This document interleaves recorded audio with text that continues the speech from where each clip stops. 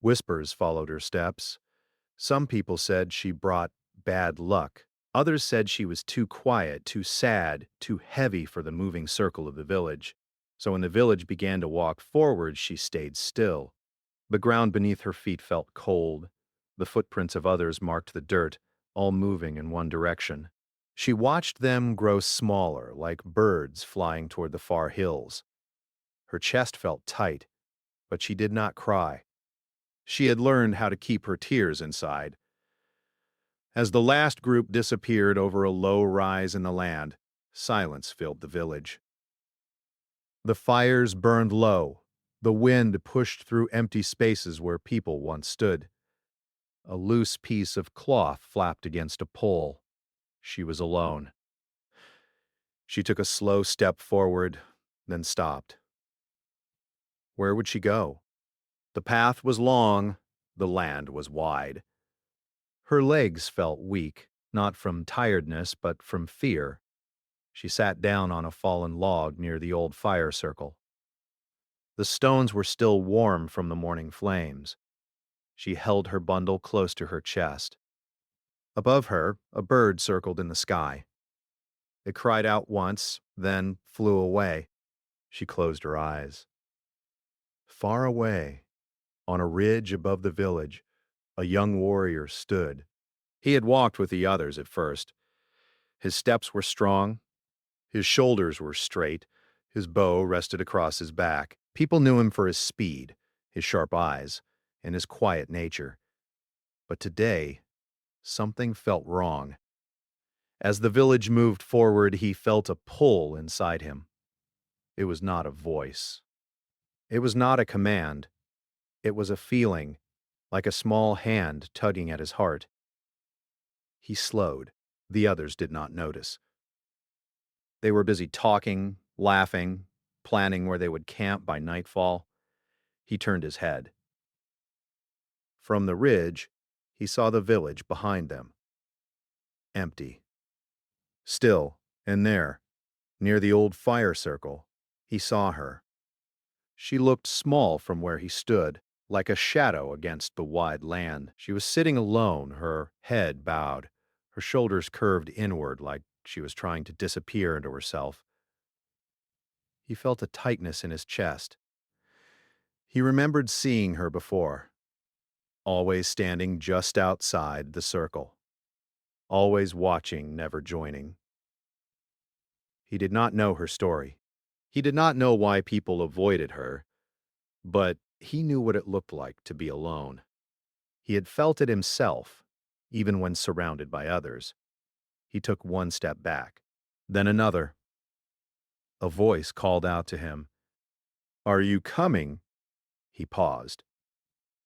He looked toward the moving village. Then he looked back at the woman. He made his choice. He turned and began to walk down the ridge. The ground sloped gently, but his steps were careful. The wind grew louder in his ears as he moved closer to the empty village. She did not see him at first. She was tracing a line in the dirt with a small stick, drawing a circle, then wiping it away, then drawing it again. He stopped a short distance away. He did not want to scare her. He cleared his throat softly. She looked up, startled. Her eyes widened when she saw him standing there. Her hands tightened around her bundle. I... I'm sorry, he said quickly, keeping his voice calm and low. I did not mean to surprise you. She said nothing at first. Her eyes searched his face like she was trying to understand why he was there. The village left, she finally said. Her voice was quiet, but steady. I know, he replied. Another silence fell between them. The wind moved through the empty space, carrying the smell of old smoke and dry grass. He took a small step closer, but not too close. Are you going to follow them? He asked. She shook her head slowly. I don't think they want me to. He felt something heavy settle in his chest. They did not say that, he said. They don't have to. she answered. He did not know what to say to that, so he did something else. He knelt down, lowering himself to her level, not as a warrior standing over someone, but as a person meeting another person's eyes. "What do you want?" he asked gently. She blinked, surprised by the question. "I don't know," she said after a moment. "I just want to not feel like the wind could carry me away and no one would notice." He nodded slowly. "That makes sense," he said. She studied his face.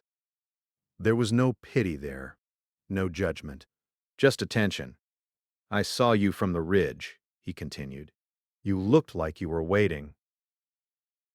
"I was," she said, "but not for anyone." He gave a small, sad smile.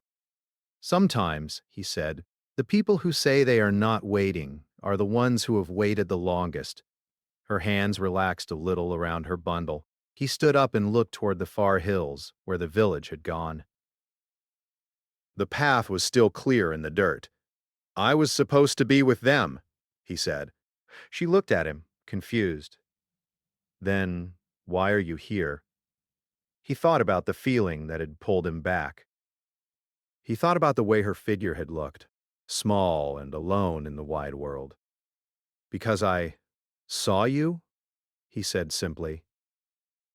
The wind blew between them again, but this time it did not feel as cold. She stood up slowly. "What happens now?" she asked. He looked at the path.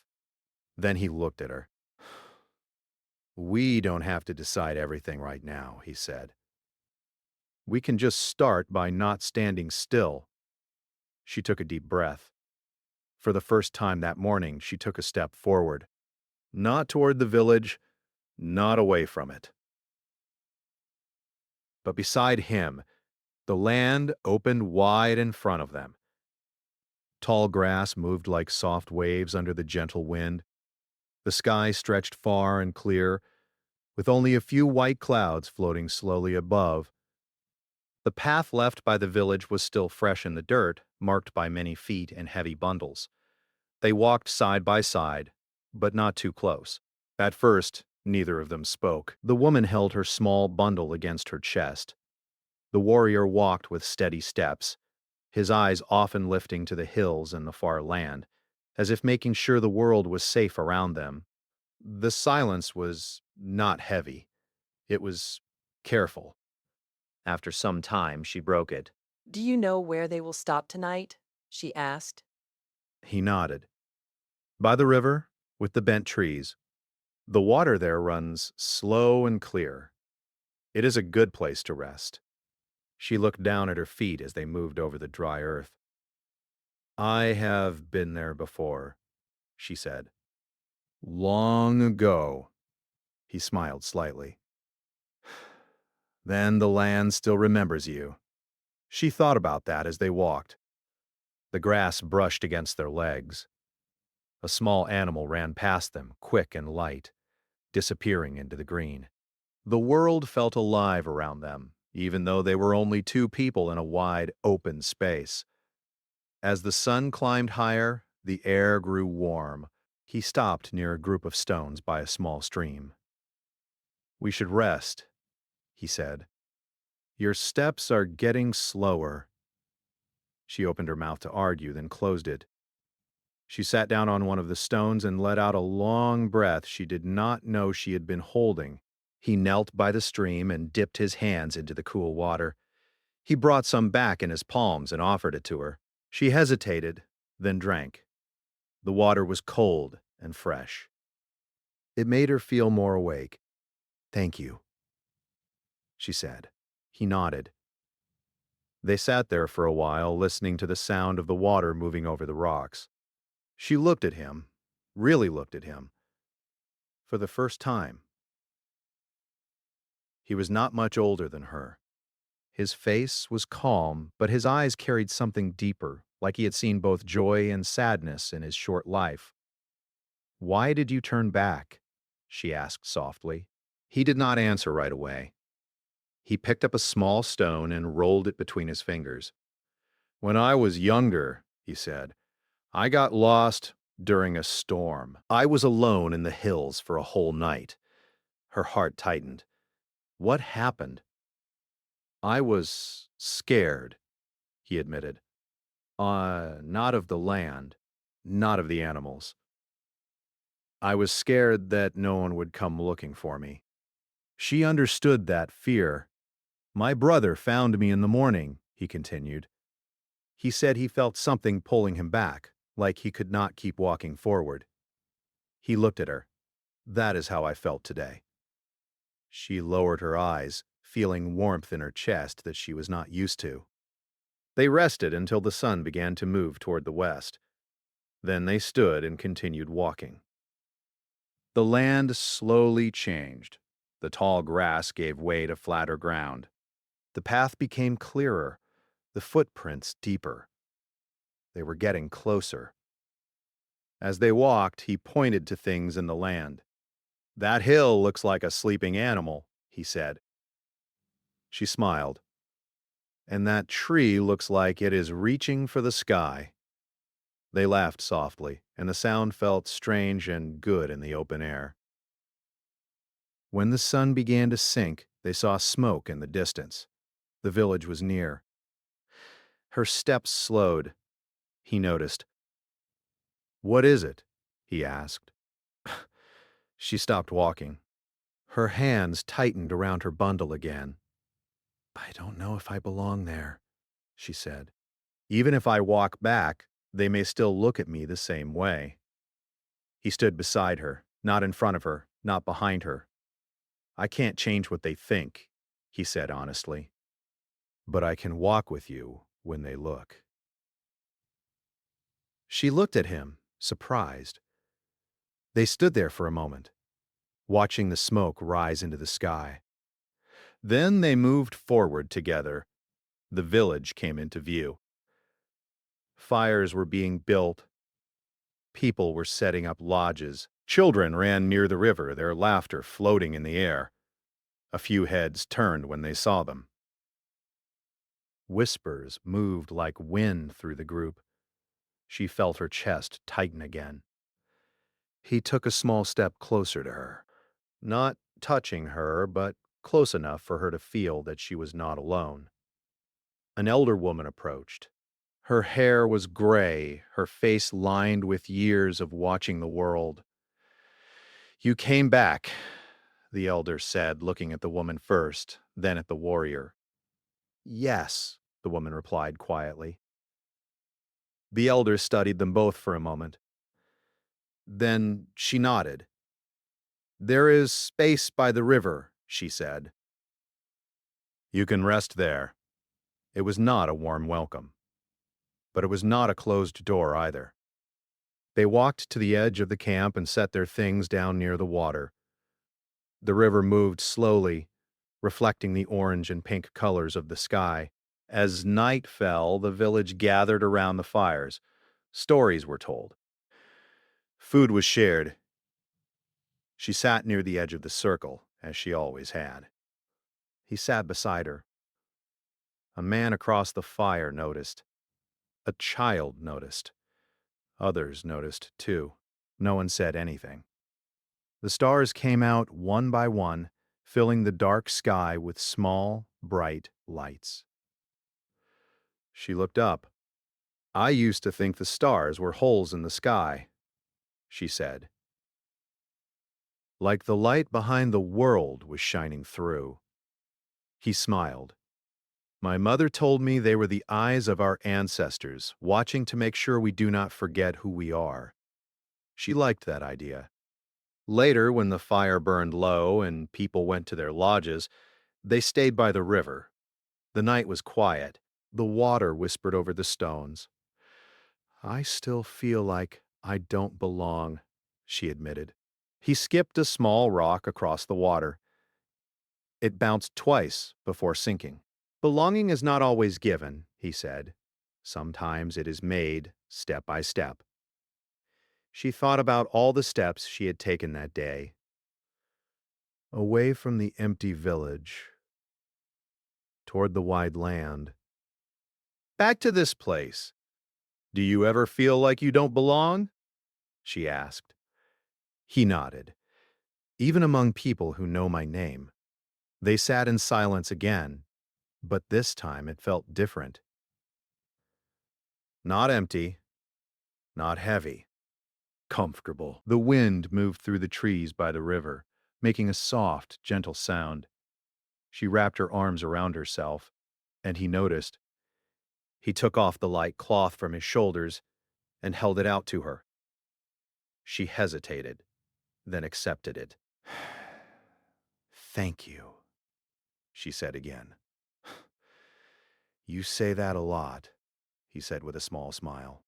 She smiled back. It's because I mean it.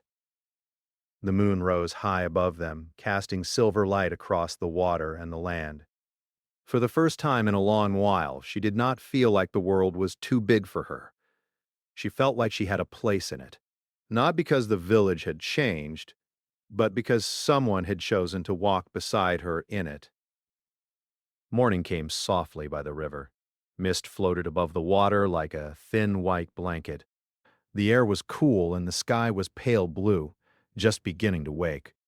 Birds called from the trees, their voices gentle and calm. The woman stepped out of her lodge and breathed in the fresh air. The cloth the warrior had given her was still wrapped around her shoulders. It felt warm and safe, even in the cool morning. She looked around the village. People were already moving. Fires were being started again. A few children ran past her laughing, their feet kicking up small clouds of dust. Some people looked at her. Some looked away. She felt the old feeling try to return, that small tightness in her chest, but it did not grow as strong as before. She saw the warrior near the river, washing his hands in the water. She walked toward him. He looked up and smiled when he saw her. Good morning, he said. Good morning, she replied. They stood there for a moment, listening to the river and the village waking up around them. Do you ever feel like the morning is the only time the world tells the truth? She asked. He thought about that. Maybe, he said. It feels honest, like nothing is hiding yet. They walked along the river together, their steps slow and easy. The sun rose higher, turning the water into a long path of light. She told him about her childhood. She spoke about her mother, who used to sing while working, even when the work was hard. She talked about her father, who showed her how to follow animal tracks in the dirt, even though she was not very good at it. He always said, she told him, that even if you lose the path, the land will help you find another one. That sounds like a wise man, he said. He was, she answered softly. He told her about his brother, the one who found him in the hills during the storm, how he always walked a few steps behind, watching, making sure he did not fall too far ahead of himself. He said someone has to be the one who looks back, the warrior said. So no one gets lost. She smiled at that. Later that morning, an elder called out to the village. Everyone gathered in a wide circle near the largest fire. The woman felt her heart beat faster as she walked toward the group. This was not her favorite place to be. She stayed near the edge, as she always did. The warrior stood close, not touching her, but near enough for her to feel his presence, like a quiet wall beside her. The elders spoke about the journey ahead, about the weather, about the land they would travel through next. Then the elder's eyes moved to the woman. For a moment, the air felt still. You have walked back to us, the elder said. The path is not always kind to those who walk alone. The woman did not know what to say. The elder nodded once. You may walk with the group today. It was a simple sentence, but it felt like a door opening. People shifted. Some looked surprised. Some looked unsure. A few nodded quietly. The woman felt her throat tighten. She did not speak, but she bowed her head slightly. The warrior looked at her, and she saw pride in his eyes. Not loud pride, not proud for himself, proud for her. The village began to move again. This time, she walked inside the circle. Not in the center, but not at the edge either. As they traveled, the land changed again. The river fell behind them. Hills rose ahead. The ground became rocky in places. The walk was long. At times, her legs grew tired. Her breath grew heavy. But she did not stop. When she slowed, the warrior slowed too. He did not say anything about it. He just stayed near. At one point, a young girl walked up to her. The girl held a small flower in her hand. "For you," the girl said shyly, holding it out. The woman's eyes widened. She took the flower carefully, like it might break. "Thank you," she said. The girl smiled and ran back to her family. The woman looked at the flower in her hand for a long time. Something small, something simple, but it felt big. That evening, they stopped near a group of tall stones that rose from the ground like quiet watchers. The sky turned orange and red as the sun went down. People built fires and cooked their food. The smell of warm bread and herbs filled the air. The woman sat near one of the fires, holding the flower the girl had given her. She placed it gently on the ground beside her. The warrior sat across from her. "You walked well today," he said. She laughed softly. "I almost did not, but you did," he replied. The fire cracked and popped between them. Around them, people talked and shared stories. An old man told a story about a bird that flew too high and forgot how to come back down. Everyone laughed when he made the bird's voice sound silly. The woman laughed too. The sound surprised her. Later, when the fire burned low, she and the warrior walked away from the camp, toward the tall stones. The stars were bright again, filling the sky. They stood in the quiet. "I used to think," she said, "that being seen meant everyone had to like you." He looked at her. "And now? And now I think it just means someone knows you are there." He nodded. "That is enough." They sat on a flat stone, looking at the sky. "Do you ever wish you were someone else?" she asked. "Sometimes. But then I remember, if I were someone else, I would not be here. I would not be talking to you." She smiled at that. The wind moved gently through the stones, making a soft sound like a slow breath. When they returned to the camp, people were already resting. The night felt peaceful. The next day, the village walked again. And the day after that. With each step, the woman felt something inside her grow stronger. Not because everyone suddenly treated her differently. Some still avoided her. Some still whispered. But she had something now that she did not have before. She had a place to stand. One afternoon, as they walked through a wide open field, the warrior stopped. He looked around, then at her. "Do you hear that?" he asked. She listened. At first, she heard nothing. Then she heard it, the sound of the wind moving through the grass, the sound of their own breathing, the sound of their footsteps on the earth. "It's quiet," she said. "It's full," he corrected gently. She smiled. That night, they camped near a small hill. The woman sat alone for a moment, looking at the fire. The warrior was talking with a few others nearby. She realized something then. She was sitting alone. But she did not feel lonely. She felt steady. The warrior walked over and sat beside her.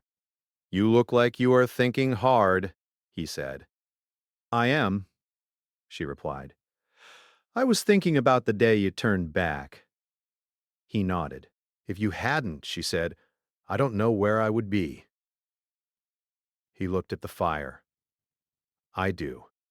You would still be you, just walking a harder path.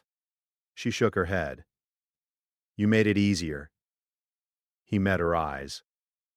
You made it worth walking. The firelight reflected in her eyes, making them shine. The world felt quiet around them. Not empty, not heavy, just open.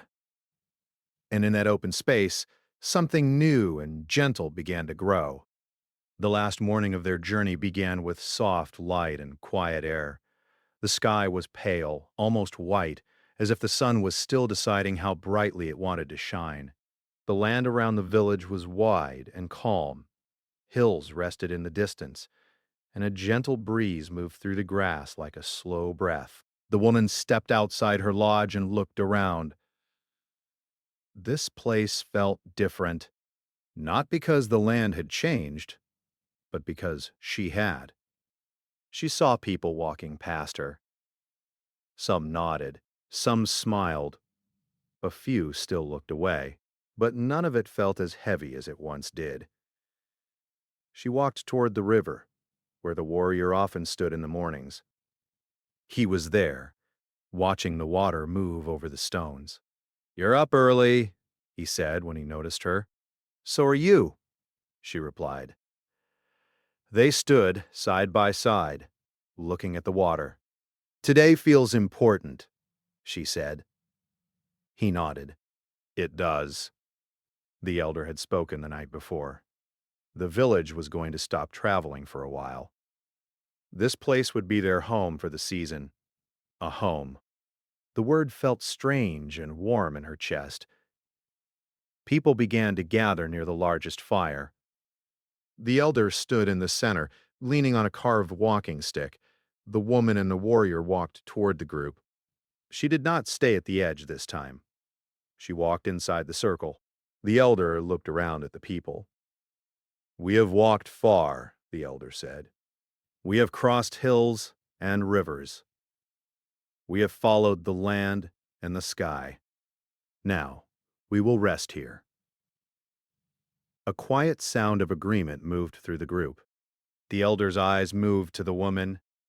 You have walked with us, the elder said. You did not fall behind. You did not turn away. The woman felt every eye on her. Her heart beat fast, but she did not step back.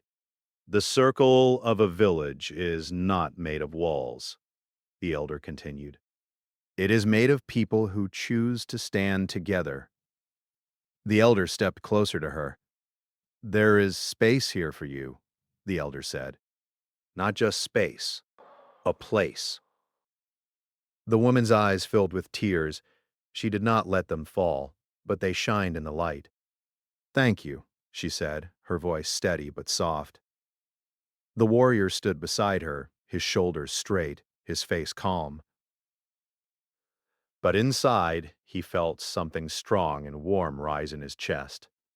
The village began to move again, not to travel, but to build.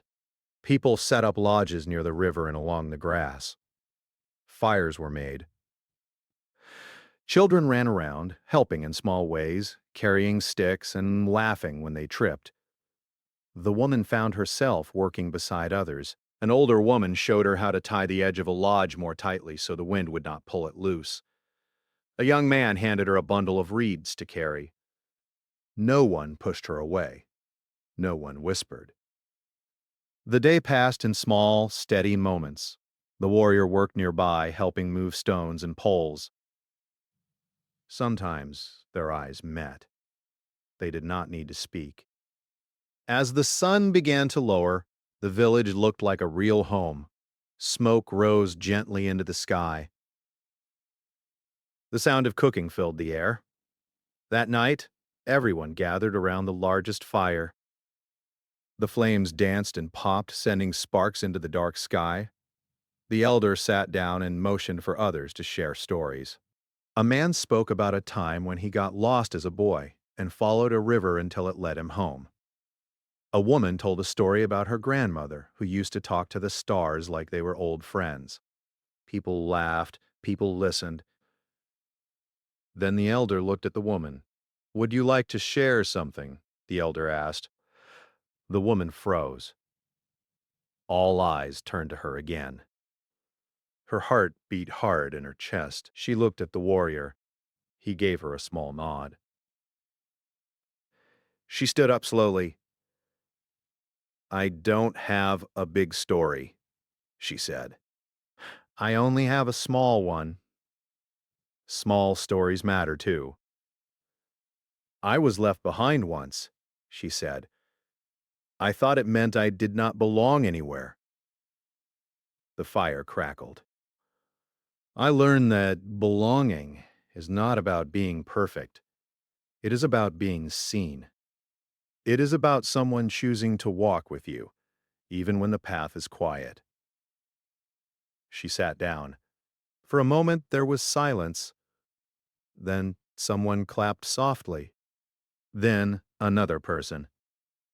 Soon the sound spread through the circle. The woman lowered her head, overwhelmed, but smiling. Later that night, the warrior and the woman walked away from the fire, toward a small hill near the edge of the village. The moon was full, lighting the land in soft silver. They sat down in the grass. "You were brave," he said. She shook her head. "I was just honest," he smiled. "Sometimes that is the same thing." They watched the village from above. The fires looked like small stars on the ground.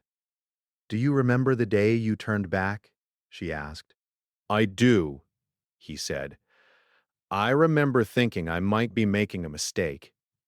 "Do you think that now?" she asked. He looked at her. "No," he said. "I think it was the best step I ever took." She felt warmth spread through her chest. The wind moved through the grass around them. "Where do you think the path goes next?" she asked. He thought for a moment. "I think," he said, "the path does not always go forward. Sometimes it goes deeper." "Deeper into what?" she asked. "Into people," he replied. "Into ourselves." She liked that answer. The village settled into a rhythm. Mornings were filled with work and quiet talk. Afternoons were warm and slow. Evenings were full of firelight and stories. The woman found herself laughing more. She found herself speaking without fear. Children came to her with questions. Elders asked for her help with small tasks. She was part of the circle now, not because someone placed her there, but because she stayed. The warrior watched her change, step by step. One afternoon they walked along the river again just like they had on their first morning together. The water moved gently, reflecting the sky. "Do you ever think about the empty village?" she asked. He nodded. "Sometimes." "So do I," she said. "But I don't feel sad about it anymore." "Why not?" he asked. "Because I know now that being left behind does not mean being left out forever," she said. "It just means another path is waiting." He smiled at her. They stopped near a tree that leaned over the water. The warrior turned to her. "I want to walk more paths with you," he said. "Not as a promise, not as a big, loud statement, just as a simple truth." She looked at him, her eyes soft. "I would like that," she said. The sun began to set, painting the sky with gold and red. They stood there, side by side, watching the day fade. The village behind them was full of life and light. The land ahead of them was wide and open, and in the space between where they had been and where they would go, they found something steady and real. Not a rescue, not a miracle, just two people who chose, again and again, to walk forward together. The woman of the village suffered and was left behind, until a brave took her to heart.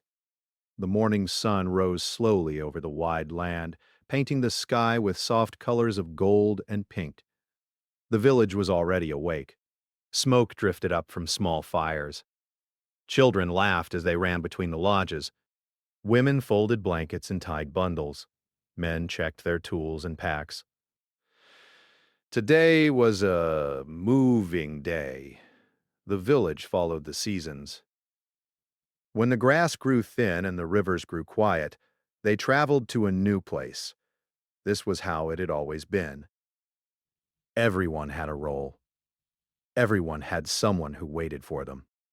Everyone except her. She stood near the edge of the village, just outside the circle of homes. Her hands were folded in front of her, holding a small cloth bundle. Inside were only a few things: a woven bracelet, a smooth stone from the river, and a piece of dried bread from the night before. Her name was rarely spoken now.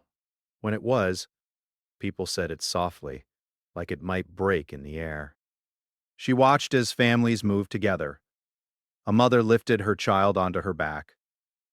An old man leaned on his grandson's arm. Friends walked side by side, sharing quiet words and small smiles. No. One walked toward her. The wind brushed past her face, cool and gentle. It lifted a few strands of her dark hair and carried the sounds of the village away from her ears. The laughter felt far. The voices felt distant. She remembered when things were different. She remembered when she was younger, when she ran with the other girls by the river. They would race the water and shout their names into the hills, believing the land would always remember them. But time changes people. Loss changes them even more. A season ago, her family had left. Some had gone to another village. Some had followed a different path. She stayed behind, believing she would find her place again. But the place never came back to her.